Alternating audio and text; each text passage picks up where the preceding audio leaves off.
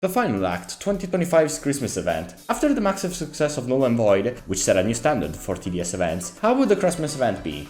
Well, let's just say it's something. Before we start the video, I have hidden 2 TDS Battle Pass codes in this video, so be on the lookout for them throughout the video. They might be faded in, they might be in corners, who knows. I will also be giving away 5 on my Discord server, which you can find the link of in the description, and 3 more codes will be given away in an upcoming video. That being said, let's get right into the event.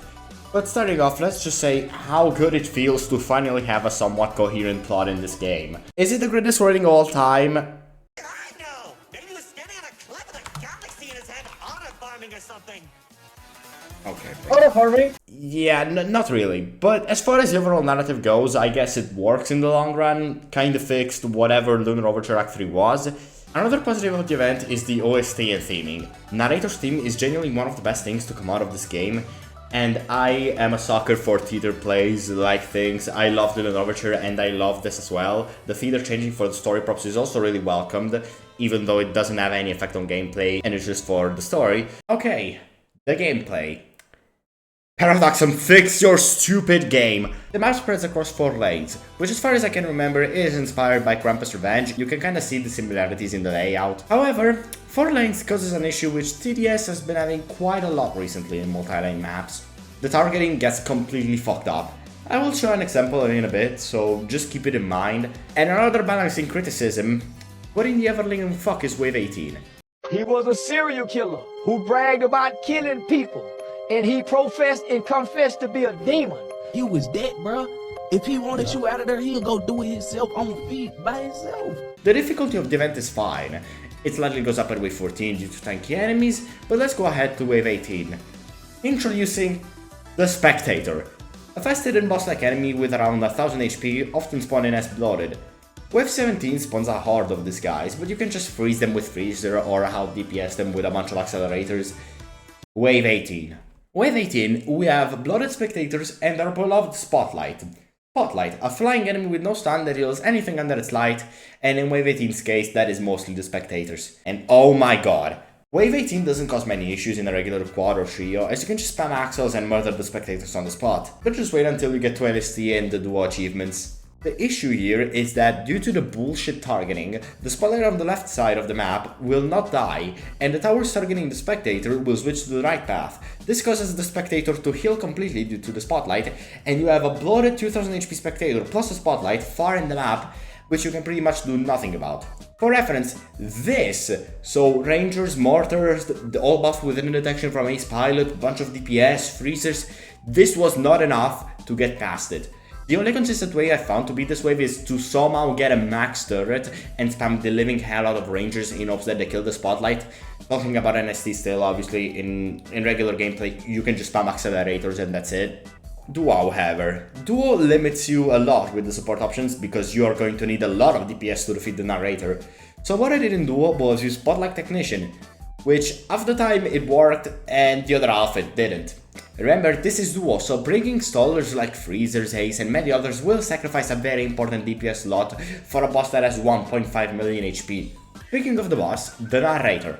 I love this boss fight, but oh boy does it need more work. Narrator's main gimmick is, who would have guessed, shooting your base. Last year's trend was jumping lanes. I guess for the next year we will just have boss trying to kill us in the right click, considering the next event is probably going to be bringing back the Umbra. Anyway, to counter the shooting, you need to aim all the 4 spotlights around the map on Narrator.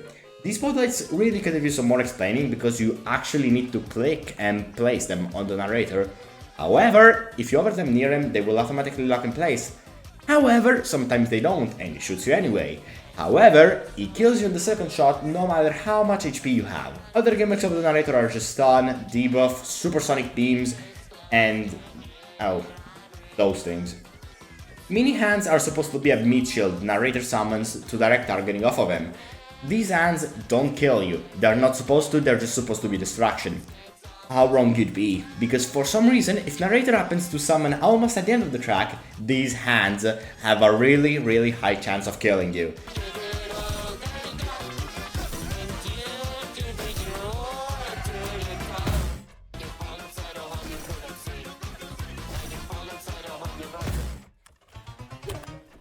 This is a reported issue by QA, and this is not supposed to happen. The event was delayed by 2 days and over 5 hours of maintenance, and this was not fixed.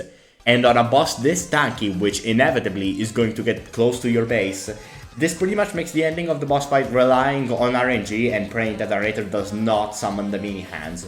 This singular summon costed me so many losses, also because it would just happen when narrator was under 150,000 HP, which most of the time that's going to be a kill. Let's see what else do we have. Oh, okay, I'm not even going to talk about whatever they were doing with the crates. I'm just saying, why is this in a crate that's already a drag to get, instead of just giving it to people who originally owned Elf Camp? I find that extremely dumb. But in the end, how is this event? Well, I think it's good. Solid out of 10 event, if you can get around some of the weird balancing and bugs. But however, it does make me realize something. This game needs a recode. I think it's already been stated that this will unfortunately never happen, because that will pretty much take half a year to a year. But at this point we have so many issues, bugs, optimization issues. Mobile players cannot even play the event, and I'm being serious. One of my friends crashed in the final wave, and the other ran at less than 1 frame per second. This is how bad it is. If most of the player base cannot even play the event or has considered issues, we cannot just ignore that. As for the bugs, I will just list some of them that have been bugging me out for a while. Despite the 2 days of delays, somehow they weren't fixed.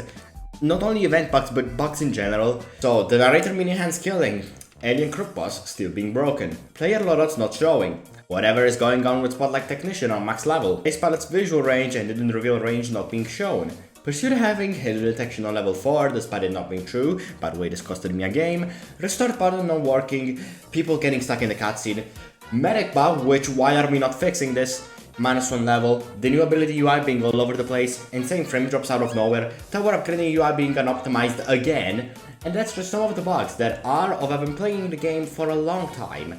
This and the code being greatly outdated, as well as the optimization, does call for a record, which, as said, will unfortunately never happen, so we'll probably have to just accept this, but pray that the devs get a hold of all these bugs, but considering the event got delayed and nothing was done about it, I don't have that much hope. Anyways, that's all for this video, so if you enjoyed it, be sure to leave a like and subscribe. Remember to join my Discord server and be on the lookout for the giveaway over there and in the coming videos. That being said, I will see you in the next one.